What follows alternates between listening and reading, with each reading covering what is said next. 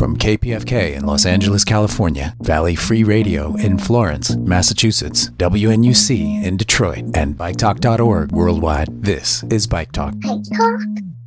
Welcome to Bike Talk. I'm Taylor Nichols. And I'm Nick Richard. Hey, Nick. Hey, Taylor.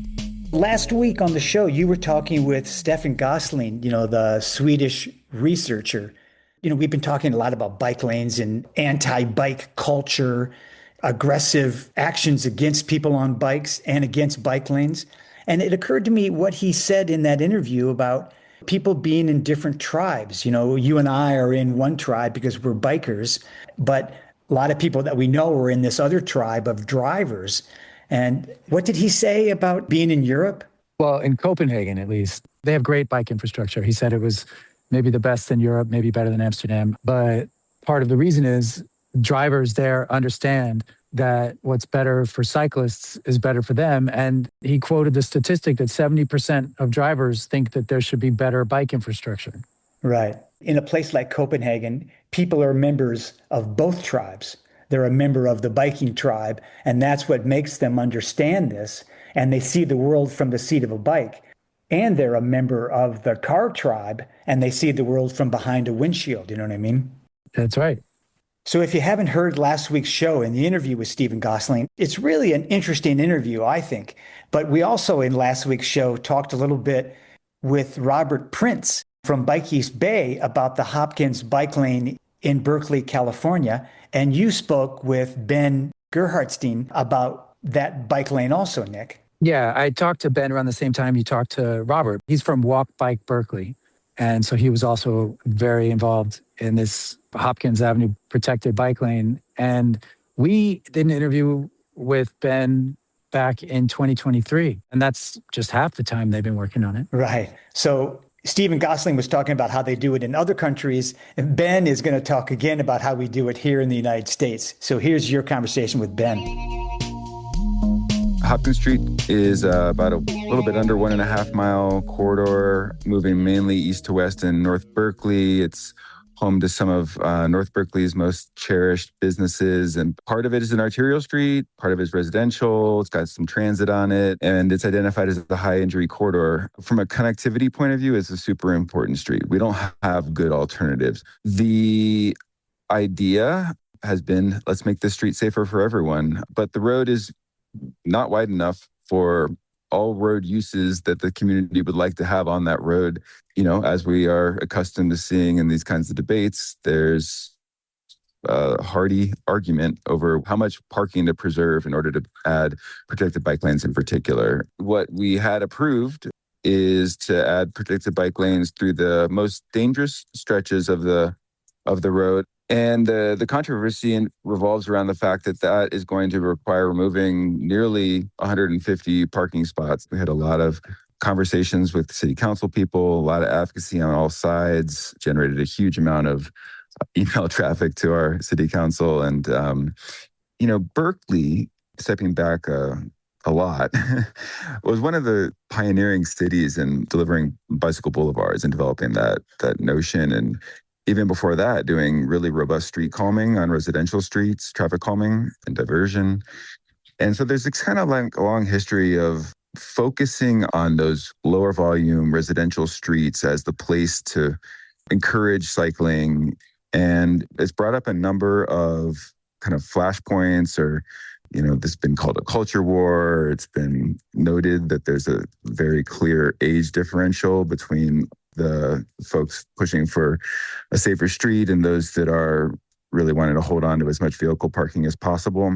There was a degree of vitriol, of wackiness, craziness coming from the folks that are pushing for keeping vehicle parking that I didn't see as much on our side. I thought that the Safe Streets advocates were composed, they're collected, seeking positive change, and that comes through in our messaging, as opposed to end of the world-ish messaging from folks that are really just trying to hold on to vehicle parking.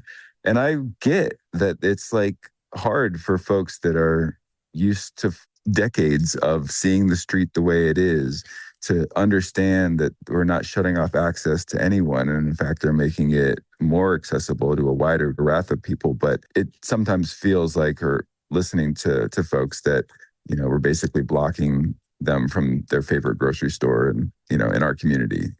That couldn't be farther from the truth. Anyway, my hope is that we can talk in 5 years or so, and everyone will have gotten somewhat used to it. And we'll look back and say, wow, that was really wild that we spent almost a decade fighting over whether to make these street improvements. And then we can make it easier for the next time around. It's the same story everywhere in the United States, it seems like to me. We argue and argue over half a mile bike lane on some street in some town. And I just wish more people in the United States could see the world from the seat of a bike and be a member of that tribe, even if it's only on weekends. They don't have to be a member of the tribe every day, but they just have to understand what it's like. There is a study on that. It's called Beyond Cyclists. It just came out, and it's by some researchers in Quebec and Canada. It's about how you get people to see that making the road safe for people not in a car makes it better for drivers too. How do you get people who don't bike to support bike infrastructure? Right. If they're not a member of the bike tribe, how do you get them to understand our concerns? Exactly. This is an interview with professors and a postdoctoral researcher from universities in Quebec. The study is called Beyond Cyclists. It studies what factors go into support for bike infrastructure. We've been talking about bike lash in New York City, in Chicago, in California, in Berkeley, in Northampton, Massachusetts, everywhere. So I'd like you to go around and introduce yourselves. I'm Jérôme Laviolette. I'm a postdoctoral researcher, and I've been doing this work while at McGill University in Montreal. I'm Owen Waygood. I am professor at Polytechnique Montréal, and I've been doing research on framing various transportation issues for about 15 years now.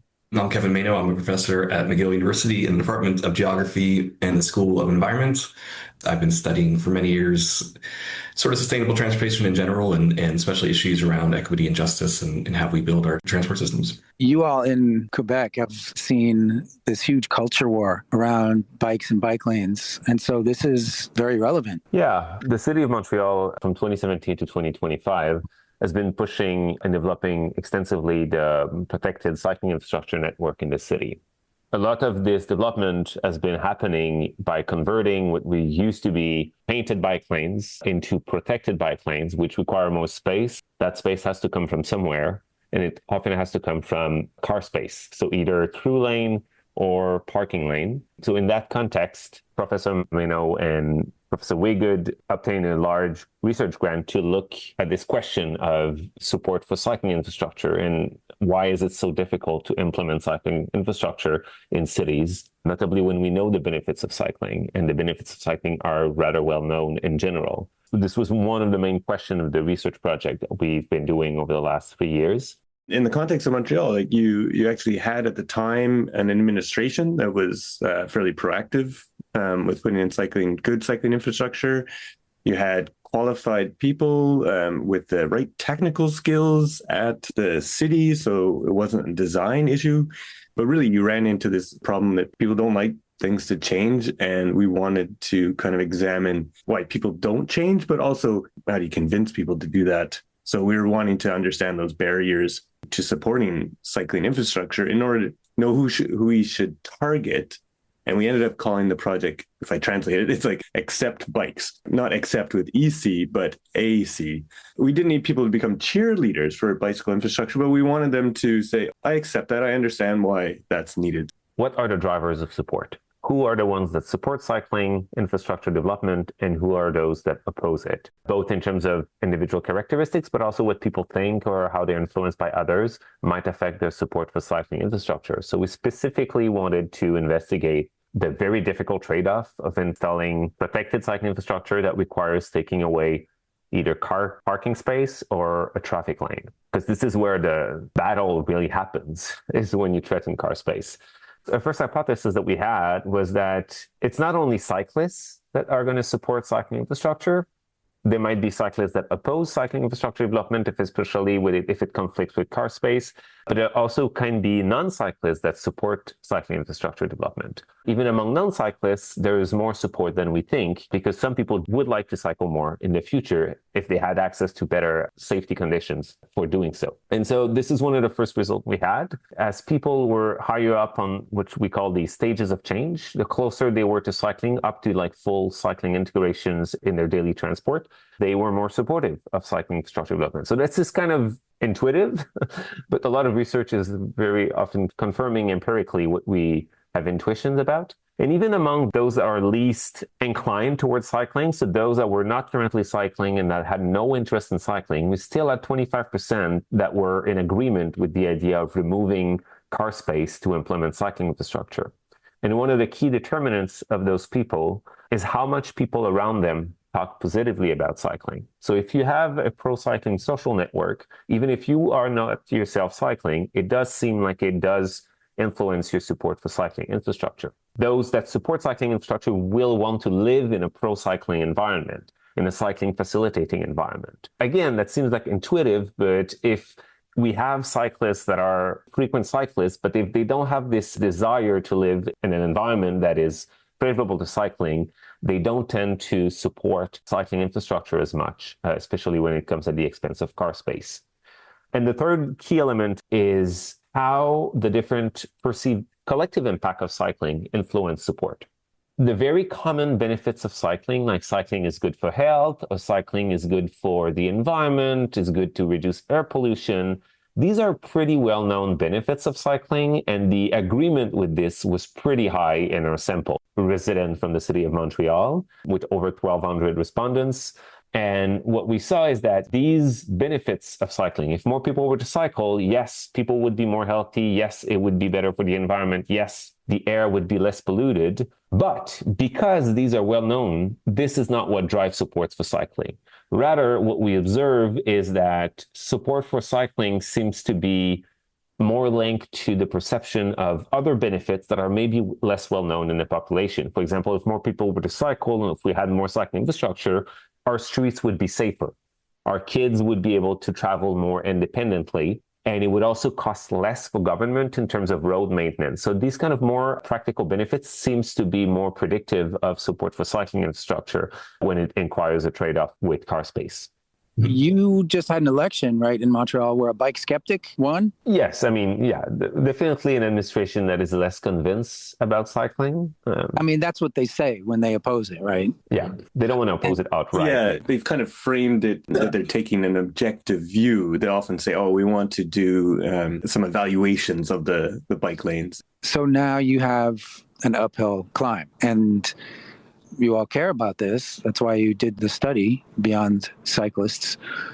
Are you doing anything to get this study in the hands of advocates, elected officials, departments of transportation, people who should be aware of what the strategy is? It's open access paper. Anyone listening, you can go online, you can find it, you can read it. So it's not blocked by a paywall. There are groups in Canada. In Quebec, there's Velo Quebec, who does excellent work. Velo Canada Bikes at the national level. We are in talks with both of those groups constantly about how to do framing. We have colleagues in the States and in other places that we talk to about this. Like they have this issue in Barcelona, right? And we talk to them. And I always emphasize, I teach about behavior and psychology in an engineering school. And one of the big things is that as humans, we naturally make arguments that convince ourselves. If you have a certain way of viewing a problem, you're going to make arguments that really resonate with yourself. And one of the key problems is understanding that not everyone sees problems in the same way, and they won't necessarily be convinced by arguments that convince you. Lots of times people would support or at least not oppose things if you talk to them about the problem in things that they understand. Like everyone already knows, cycling's good for everyone, it's good for your health, good for the planet and things like this. But we found that the things related to supporting it, we're understanding that there was other benefits that could, accrue for the population. And that might be an economic benefit. That might be that it's your neighbor's kids can safely bike to school. So understanding some of those things, that really helps us when an administration changes. So like Kevin and I are still in Montreal. Jerome is now off in Switzerland. But I've had talks with some of the executive of the administration. They're humans. Like they don't want kids getting killed when they're going to school. Yeah, and on this example of kids, the history of the cycling infrastructure development in the Netherlands started with kind of a protest against the killing of children by cars in the 70s. And this is what led to what now is some of the best infrastructure or the best infrastructure in the world. So we want the safety of kids, but just talking to it in terms of safety might not be sufficient. So can we shift it in like, maybe you don't have kids, but you have people that you know that have kids. So in the end, you have people close to you. There are people in your own group that would benefit from these infrastructure, including kids in their neighborhood that they care about. Maybe that could help them see things and be more supportive, or at least less opposing to these new cycling infrastructure projects. Another element here was the aspect of fairness. So fairness is something fair. So it's often seen that cyclists asking for cycling infrastructure might not be fair because cyclists are perceived as not paying their fair share of the roads. They don't pay taxes, apparently, which is not true. It's completely false, especially in cities where most of the roads are paid for by estate tax, at least in Quebec.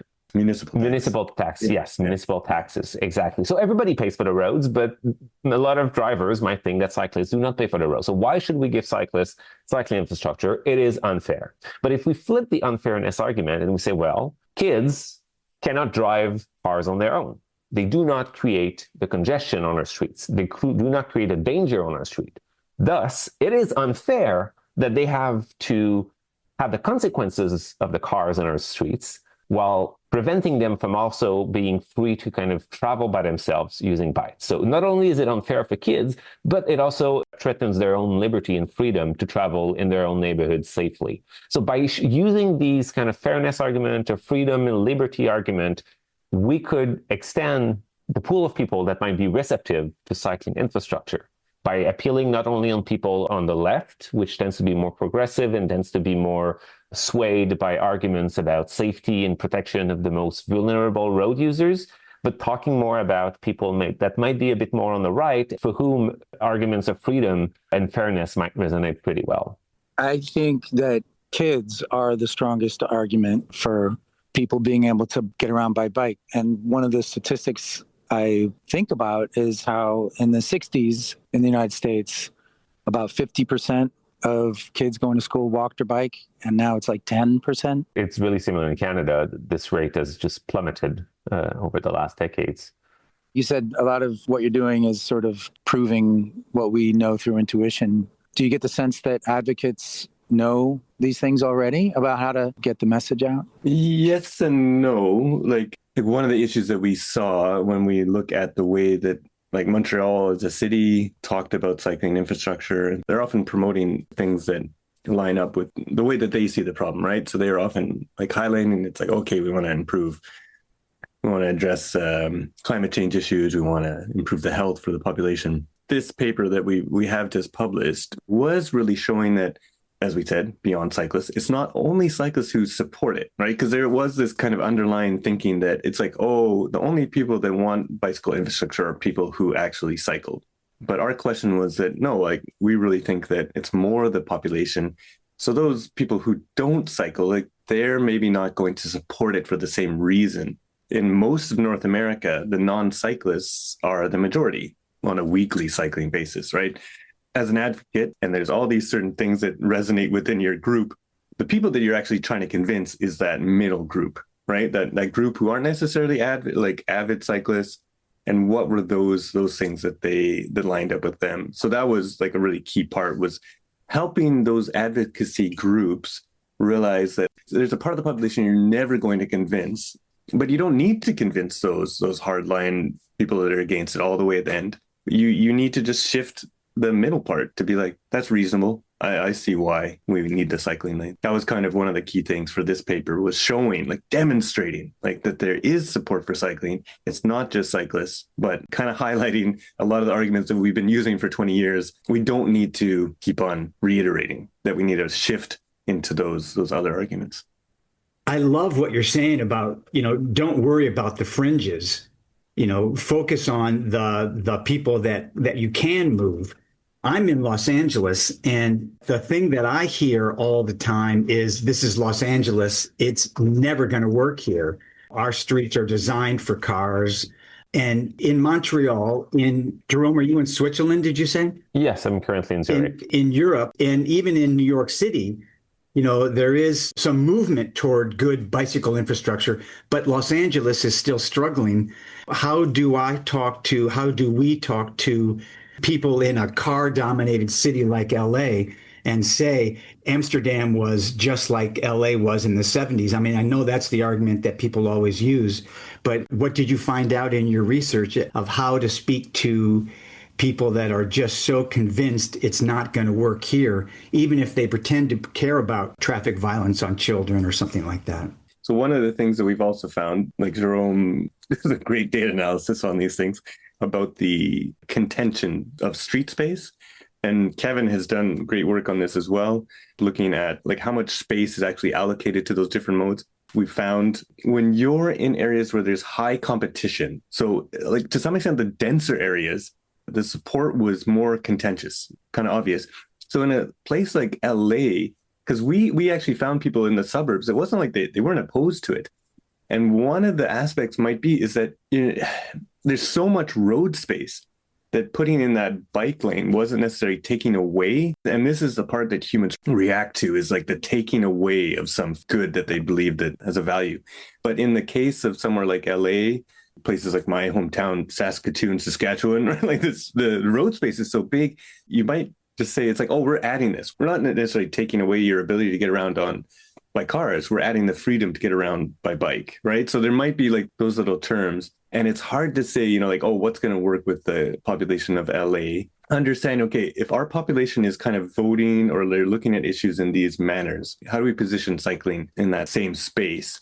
And of course, yeah, in a place like LA, there are big distances. It is very car oriented, but LA was also a tram city originally, right? So there is an urban form that could be very conducive to that, but it is, so if you're in a more conservative area or Republican area, it might be highlighting that this is helpful for their neighbors, like not necessarily saying it's going to be better for the population, because they may not really care about the city as a whole, but they care about their neighbors, like people who are on the religious side, like you're supposed to look after your community and things like that, right? So talking about the issue at a local level and not like a global level, if you will. So that was one of the things that we've discovered. Like Jerome and I have come in dominating this, but I'll maybe pass the baton to Kevin. Sure. I think one of the most fascinating things that we've come across in this research and other folks in this space as well is kind of this lost opportunity at some point. It's hard to identify exactly when this happened, when cycling could have so easily become something that was embraced by people on the political right. I mean, in terms of it takes less government intervention and cost.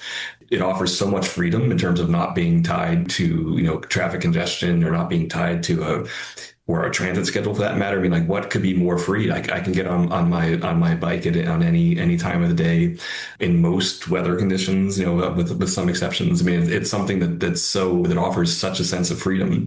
Our friend Tom Flood, has a fantastic slogan that bikes offer the freedom car ads, promise. You see, right, all these, for decades and decades, we see all these car ads where there's literally one vehicle on the road, and traffic congestion does not exist in car ad world, right? If you think about sort of stereotypical kind of right-wing values in terms of I want low-cost infrastructure, I don't want big government, I don't want, I want freedom and liberty. And if you thought of a vehicle that encapsulates that, it's not a Ford F-150, it's a bike. What could be more freedom and liberty giving? And if you went back 100 years and thought, what political ideology will be more closely associated with cycling, I don't think people would have thought it'll be like a left-wing, radical thing to think that bikes, that the city should be safe for cycling, and that conservative Reaganite Republicans or whatever will be biking. Like it doesn't really make sense in the kind of narrative of what kind of values would be associated with different modes, which again is something I think we're just kind of really fascinated about in terms of like what that means in terms of how we develop these, narratives or, messaging campaigns. And sometimes even when we see our own politicians, like there's a lot of support, even in suburban car centric environments, like there's still support for transit and cycling. And even some politicians kind of like, it's not really a winning strategy to say, with some exceptions, but it's not necessarily a winning strategy to be like, I want to remove all the bike lanes, or because even people who don't necessarily want to bike are going to think, well, that's not a great idea, is it? Right. Well, I think it's really interesting that you bring up this whole left-right issue again. That's something Nick and I have been talking a lot about on the show. Last week, we had Karen Whitaker, the Deputy Executive Director of the League of American Bicyclists, and she wasn't quite so ready to throw bikes under the bus as being only a left cause. And, she kind of felt like it's both. But Kevin, I agree with you that it seems to be a left-right issue. And the more we can tailor how we talk to the right, the more we'll be able to convince that middle, as you were saying, Owen. I guess. I mean, right now we have MAGA, which is not even conservative, really. It's just apparently crazy. They are taking down any reference to bikes from their websites. Bikes are woke? Is that the... Yeah, bikes are woke. Yeah. So but I don't know how that happened. Can we flip this? Can the e-bike, for example, can it change the perspective as well as providing access to cycling to more people, not having cycling as more like an elitist urban things that only people on the left do, but showing how accessible it can be to people from all the political spectrum? Well, I think MAGA is anti-urban, and bikes are kind of an urban, as far as transportation, tool. They're kind of an urban tool. But as you say, e-bikes can open up, less urban places for the bike as transportation. Yeah, e-bikes is something that I've been investigating here in Switzerland. So you might say the context is different, but what we've seen is that people in rural areas are more likely to acquire e-bikes and more likely to use them than people in urban areas. One of the reasons they might have to cover longer distances, public transport might not be as good. So this becomes an alternative to driving that might be more attractive to people in rural area. Right. Of course, rural area in Switzerland might be slightly different than rural area in America, but nonetheless, there's a potential there. I'm actually currently out visiting my parents, and I'm on an island near Vancouver, but it's a population of 2,000 people, and it's really hilly. And every time when I come out here and I get on my bike, everyone's like, oh my God, like, how do you get around? There's so many hills and things like this. But now with the e-bike, like there's bike traffic like along here, right? And they're starting to put in, because their kids, some of the younger kids, like that's allowing them also. And so they're starting to put in and get the money for those, protect like off-road infrastructure.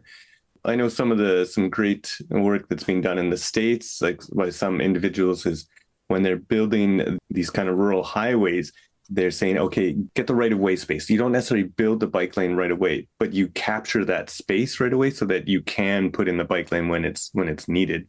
Anytime your speed, is passing probably around 25 miles per hour, you kind of start to need to have protected bike infrastructure. And that's essentially the Dutch.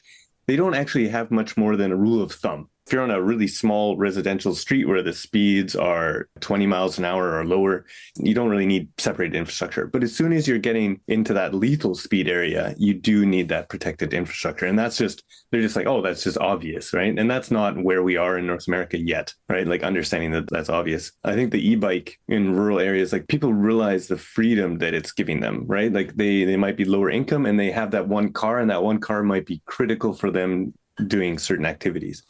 But the ability to get that e-bike gives them lots of freedom at a low cost. And then as Kevin was saying, you're much less dependent on oil and the prices and everything like that. And understanding those connections and highlighting those, like the president of the American League of Cyclists was probably highlighting, is that she was probably not wanting to say it's a left thing because she wants a big tent. You want that. And so it's like one of those things, like she can't say that in a public way that it's a left thing. Like she want to include more people, but maybe in a private conversation, you might see that she might acknowledge that more.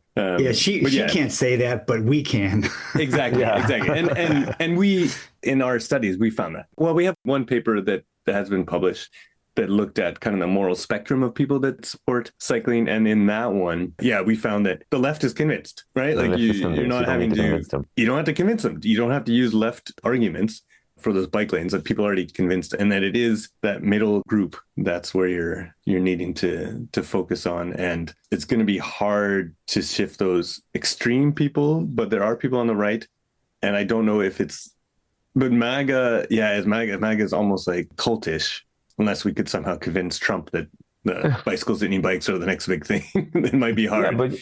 You might not need to convince the most convinced MAGA supporter. But across our numerous surveys that we did in the greater Montreal area, but also surveys from colleagues, for example, Professor Megan Winters at Simon Fraser, they did like a Canada-wide survey, and then support for cycling infrastructure development is pretty high, like above 70, 75, 80%, depending on how you frame the question, when it's not in direct conflict with car space.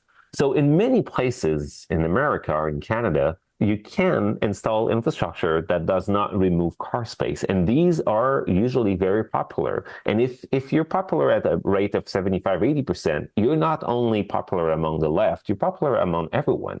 And so by starting with this, you can initiate more people to start cycling. And through the experience of cycling, your attitudes and then your support for cycling infrastructure might change as you experience cycling in your city and realize how safe infrastructure is necessary. You might talk to your friends, to your family, discuss cycling positively. And this is one conclusion of our study, is that even if you do not cycle, if people around you talk positively about cycling, talk positively about the benefits of cycling, you will be more likely to support cycling infrastructure. So if every person that currently cycles, that currently would like to cycle, is talking positively about cycling to their neighbors, to their network of people that they know, the hypothesis here is that we could shift more people by bringing the issue closer to people, especially as to those that are less convinced currently about the benefits of this. When a politician talks about it, or when a mayor of a city talks about it, it might feel a bit distant. But if your neighbor, your brother,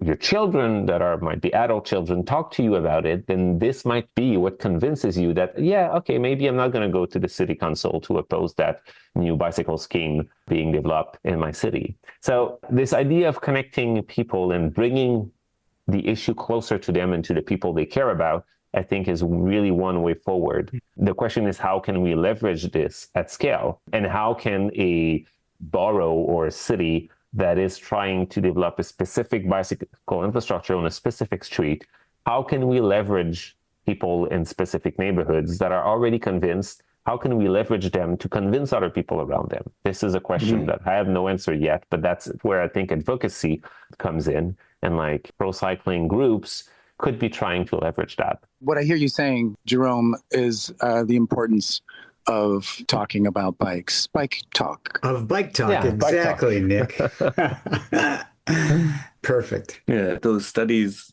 such as Megan Winters and her team did, is actually highlighting that the majority of people support cycling, and that's something that a colleague of ours, Ian Walker, in the UK, so he's kind of done these studies where you ask individuals like, oh, do you support cycling infrastructure? And they'll be like, yeah, like I see the need for it. It's like, oh, do you think your neighbors support cycling infrastructure? Oh, no, my neighbors don't. It's a gap. And humans, like, we're really influenced by social norms, like how we think others think about a problem, and actually highlighting and doing studies like showing there is actually a majority support for these things can help. And then if you're in a context where the majority don't, that's where you're needing more, like, shifting the narrative around those things. But in a lot of places, you'd be surprised at how high the support is for cycling. And I think this is a really key thing that needs to get out. Mm-hmm. This is most of what we talk about on Bike Talk. Thank you, all three of you. Jerome, Owen, Kevin, for your study beyond cyclists. And you mentioned doing a study previously about the moral spectrum. Was that the study that showed that people who ride bikes are overall better people? It was not this one. Because there was a study. I don't know if you came across that. But thank you for talking with us today. You're welcome. It was a pleasure. Let's keep in touch. Certainly. Sounds great. Yeah. Thanks a lot for having us.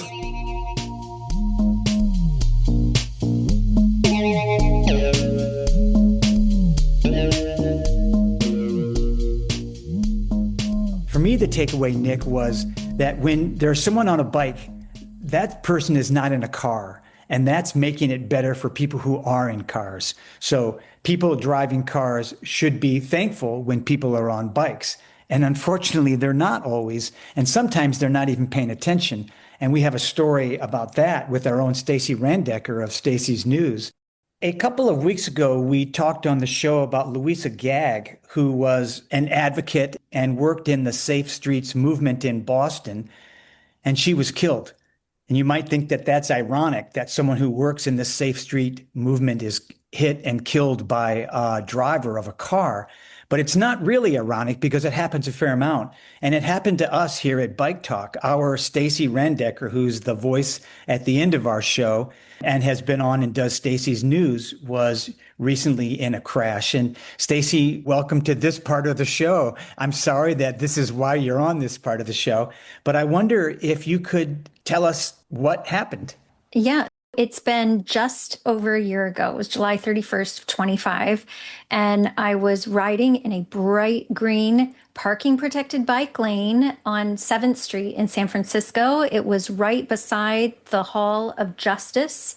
A car wanted to pull into the parking lot and crossed right in front of my path, never looking at me. I was traveling on an e-bike quite quickly because I had the light flow, and there was no way I could avoid them. And I crashed right into the door and went down quite hard. So it damaged the bike and me. Did the driver stay at the scene? Did the police come? All of the above. That building has cameras all over it. He was pulling into a parking lot. It is, a courthouse. There are police everywhere. And it was around lunchtime. So there were plenty of people out walking on the sidewalk. Right. So there was no shortage of witnesses. And there was one that made it very clear, yes, this was obviously the driver's fault. Were you injured badly at the time? Did you have to take an ambulance to a hospital or what? I did not take an ambulance to the hospital, mainly for the expense, because honestly, at the time, I didn't have health insurance. So this complicated things, and I had to go. And so I was able, through force of adrenaline, to bike home. But when I got there, I hobbled into my apartment, but had to be carried out of it by my boyfriend to go see a doctor and get these x-rays because I could not walk on my own. When did you realize that you needed a lawyer, and how did you find a lawyer? Right away, I knew that since it was so clear-cut, I was not at fault and this would not be a short-term turnaround. I was out for a while. And to find a lawyer, well, that was easy for me because there is no one else except for Jim in mind. I've been saying his name for a few years now. And so he was my first call. I do need to say that our show is sponsored by Pocrass and De Los Reyes, the law firm that Jim Pocrass is the Pocrass of. Jim, you're on now. What was your first step in a case like this? When I first got contacted by her, it was clear to me that this was a case of 100% liability. However, I know from my experience that insurance companies don't treat people fairly. So as soon as I was contacted, I had to get the wheels moving to try to find out if there was insurance and how much insurance there was in getting her proper medical treatment. It sounds to me, and I think Stacey said that also, and you even said just now, 100% culpability. So this is a slam dunk case, no? To me, it is a slam dunk case, but the insurance companies are always trying to find ways to get out of paying.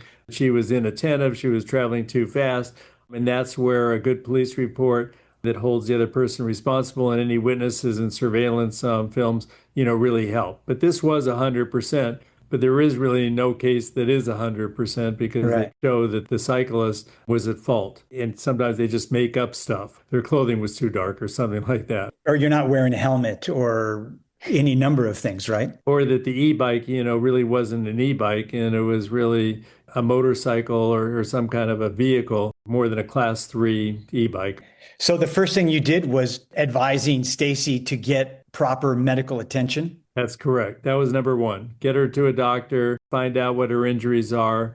This was at a very odd time in my life. After living in San Francisco for 25 years, I was moving to Oakland. And so 2 weeks after my crash, I had to pack up everything in a house I had been in for 20 years and get moved across to Oakland. So it wasn't doctors and medical facilities that I was familiar with. I'm now in the East Bay. My bike and transit, that's my primary modes of transportation. And those things were lost to me. So it was tough. And you said some of the tests that first came back did not show severe damage, like the x-rays didn't show. Yeah, I got an x-ray of my right knee and my left hip because that's where I felt the pain the most. And those didn't show anything. It was like, there might be a fracture if you get an MRI, but it was like, am I going to go pay out of pocket for that? I just paid out of pocket for 2 x-rays. And so Jim got me set up to get the scan. X-rays don't show muscle tears. They only show if you take film of the right area. And Jim, you had advised her to keep good records of all this, receipts and dates and feedback from doctors and all that, correct? Yeah, I did. Insurance companies don't believe anything that come out of a hurt person's mouth. Okay, they have to see it in a medical record and it has to be documented.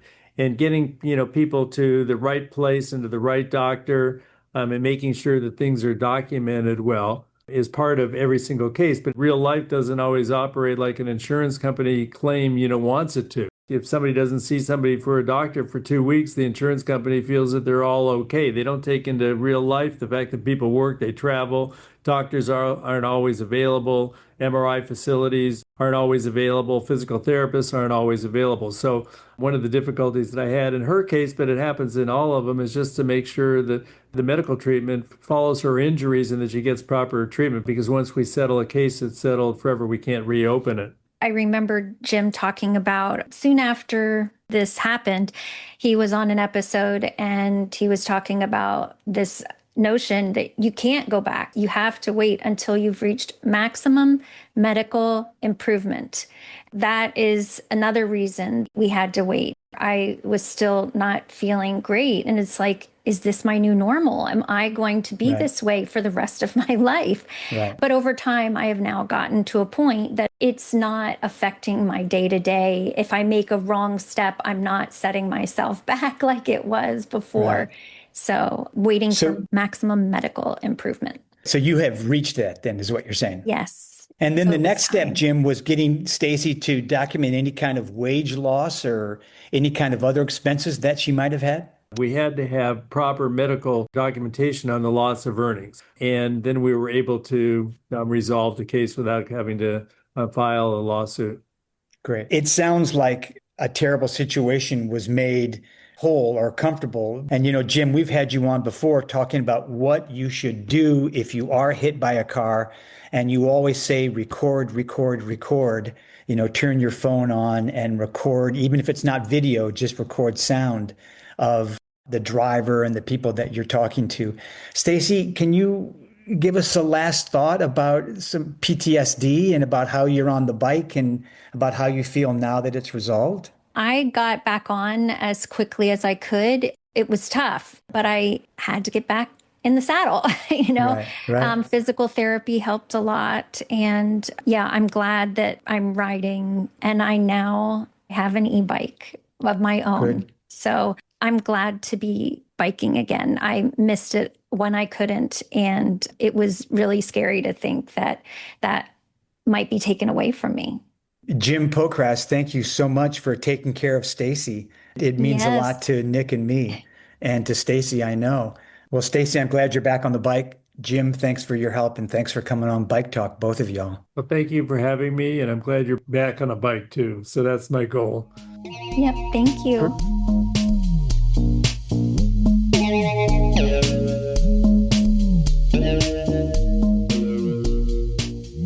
I'm glad Stacey's back on the bike so that she can give us Stacey's news.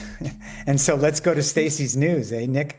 I'm Stacey with this week's news. As students head back to class, two major college towns are taking very different approaches to campus bike safety. First, down in Austin, confusion erupted at UT after signs unexpectedly appeared on Speedway Mall asking commuters to walk their bikes and scooters. The university briefly posted a dismount zone map online before pulling it down, triggering fears among students and citywide commuters that cycling was being banned on a key corridor.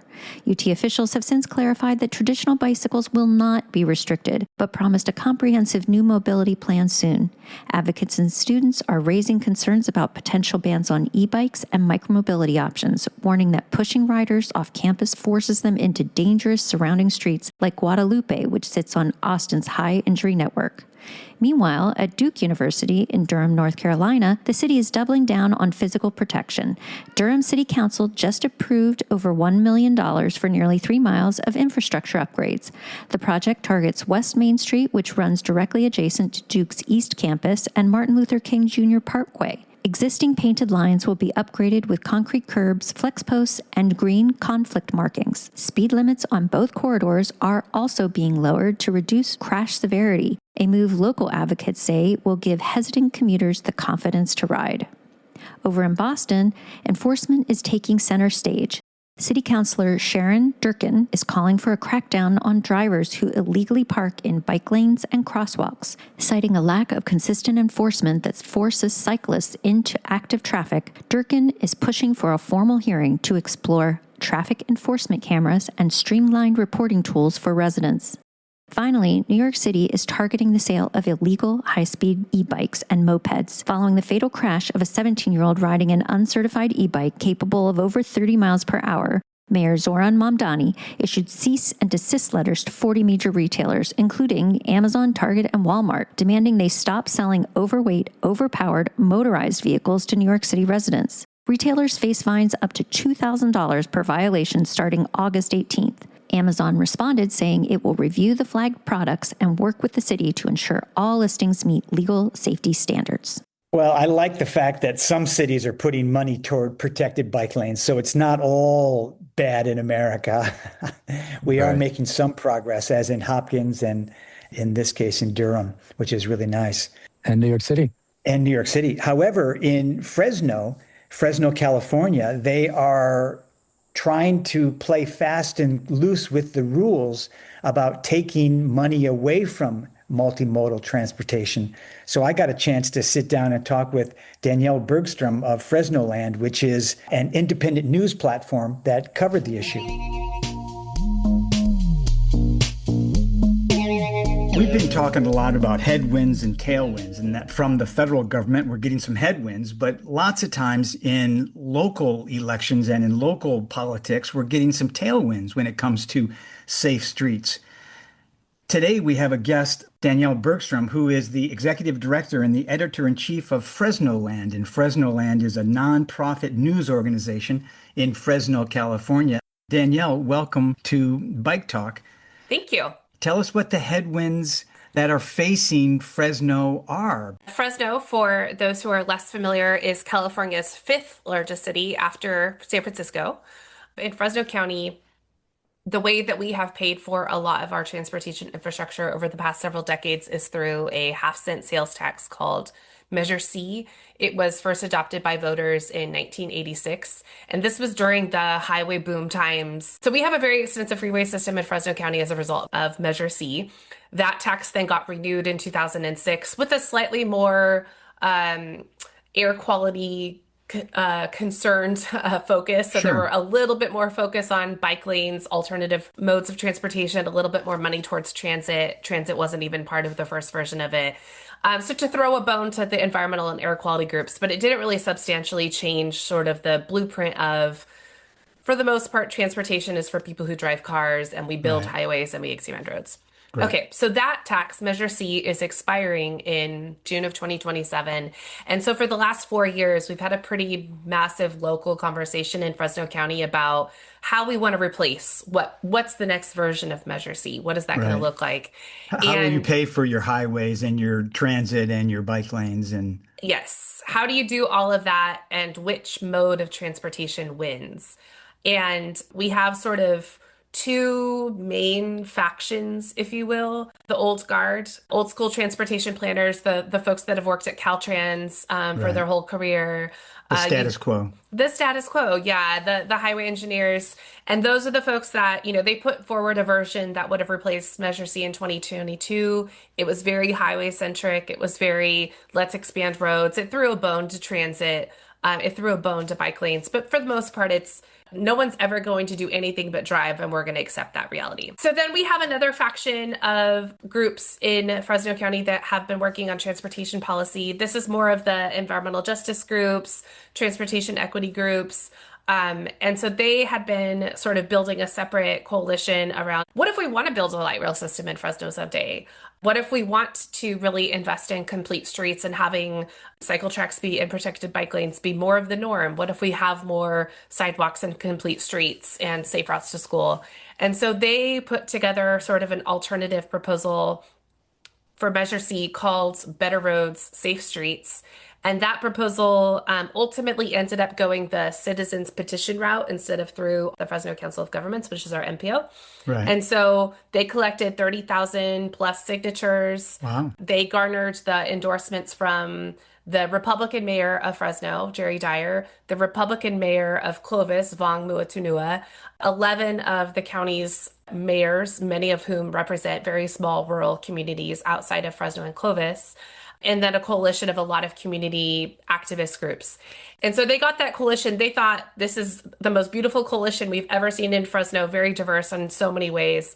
It's going to pave roads. It's going to focus on fixing roads first. It has a very strong fix it first mentality. It has requirements that all roads that get this funding have to have some sort of complete street element in it. Great. It requires, I think, 150 new miles of protected bike lanes. That had a lot of requirements around restricting roadway expansion in suburban areas where it might perpetuate urban sprawl. It increased funding for transit. So they got all the signatures. They turned it into the Board of Supervisors, the Fresno County Board of Supervisors. And then the Fresno County Board of Supervisors pulled like a little understood part of election code where you can ask for a 30-day study to delay a measure potentially past the deadline. And so they did that. And so for the last few weeks, we thought, oh, okay, this whole thing is not going to be on the ballot. All this work for naught, right? We're back to square one. So then the proponents of Better Roads went to the state legislature and said, can you author a bill that basically gets rid of this 30-day study requirement? And so that's what happened this last week, and the governor signed that bill. It is going to be on the November ballot, and we'll see what happens. Then I can only imagine that Fresno has enough roads, enough highways. We have a lot. And that's been kind of the argument in Fresno has been, we're really good at building things. We're not great at maintaining them. Right. So could we go back to maintaining what we have before we prioritizing building more new? Great, great. So this will be on the ballot then in November? Correct. And if it passes, 0.5 cent of sales tax will go to better roads, We'll go complete to better streets. roads. Yeah, exactly. So 65% of this ballot measure actually goes specifically towards fixing roads. And within that 65%, that's also money for protected bike lanes, class 2 bike lanes, sidewalks, etc. But there's a really strong focus on making sure that the worst streets are fixed first and that there's infrastructure for other modes besides cars on every street. And are you going to get some pushback in the campaign, do you think? Or is Absolutely. the status quo people are going to fight you and 1,000,000%. Yeah. So the chair of the Fresno County Board of Supervisors has been very vocal against this proposal. There's a lot of politics at play in Fresno, but a lot of the politics sort of center around who owns the future of our region. There are a lot of people in our region that can't imagine a world where more people want to take the bus, where more people want to ride their bike. It's just hard for them to think about it. So yeah, some people need to take the bus. Some people need to ride the bike. correct. Yeah. And if it fails, what does that mean? Does that mean that you lose the Measure C money or you go Yeah, back? it's been painted to us as somewhat catastrophic if this fails, because this was sort of the last chance to replace the old version of Measure Right. C. So we've been told by the city of Fresno that they're expecting to lose around $54 million annually. If it fails, they'll have to lay off almost 100 bus drivers, Wow. cut weekend night service. Right. There's a lot of ripple effects. It's one of our biggest political battles we've had in Fresno County in some time. Well, I'm so glad we talked today after this news came out that Newsom signed the legislation that would allow the measure to be on the ballot.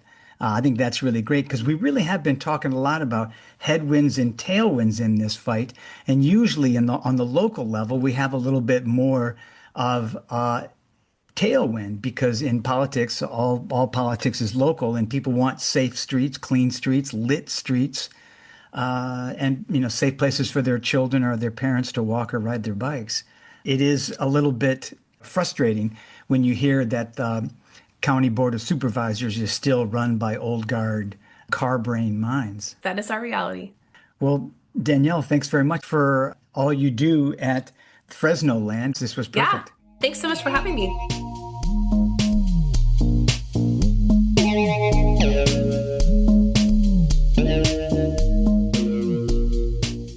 Gavin Newsom sort of saved the day on this one, and I'm pleased by that because he has not been out front in a lot of issues when it comes to street safety. So I was glad to see him sign this bill that allowed them to continue with Measure C in Fresno, California. As he makes his expected run for president, I think he does need to be out in front of safe street issues. I think so. Good show. We want to thank Ben Gerhardstein, the professors, Jerome, Kevin, and Owen, Danielle Bergstrom of Fresno Land, and of course, we want to thank Jim Pocrass and Stacey Randecker for coming on and sharing their story. We want to thank our regulars, Julie Richard, Kevin Burton, Amy Ziering, Lindsay Sturman, Stacey Randecker, Josh Hagland, and Eric Sawyer. Do we have a bike thought or a bike quote from someone new this week, Nick? We do. We have a post. Somebody shared a post from Facebook. It's from the account of Donald J. Trump. It says, there's a lot of caps involved. Americans, get on your bikes. We have to save gas while we wait out Iran because somehow we use a tremendous number of missiles. Pete, nobody told me you could run out of missiles. Very unfair. So bicycle to work, bicycle to the store, bicycle wherever you people go. The beast needs gasoline. Air Force One needs gasoline. Golf carts need gasoline. This is how we win wars. Pedal for freedom. It's from Donald J. Trump, the account of Donald J. Trump.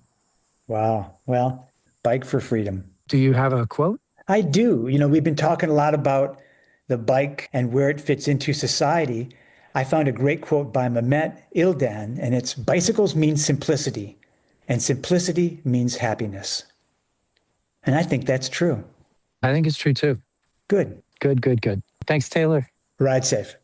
This episode of Bike Talk is sponsored by the law offices of Pocrass and De Los Reyes, with offices in Los Angeles and Bakersfield and serving all of Southern California. Bike Talk is a project of CRSP and the Los Angeles Eco-Village Institute. And that was Bike Talk. If you have a story, a tip, or a topic, head over to biketalk.org and send us a message. Talk again next week. Got yourself a bike.